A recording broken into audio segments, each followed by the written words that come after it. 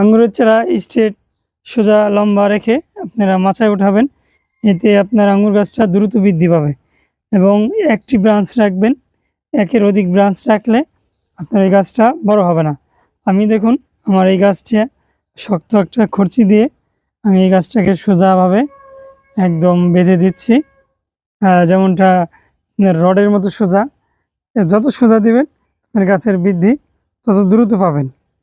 তো এই জিনিসটা খুবই গুরুত্বপূর্ণ।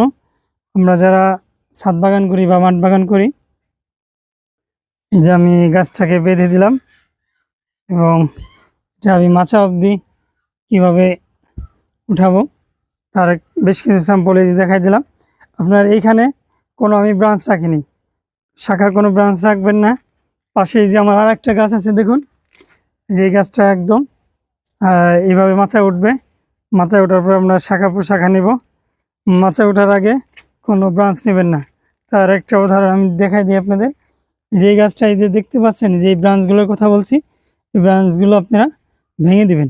ব্রাঞ্চগুলো ভেঙে দিলে আপনার আঙুরের চারা খুব দ্রুত বৃদ্ধি পাবে এবং মাচায় উঠবে দ্রুত। এতে আপনি দ্রুত রেজাল্ট পাবেন ইনশাল্লাহ। আশা করি 7-8 মাসের গাছ থেকেই আপনি আঙ্গুর খেতে পারবেন।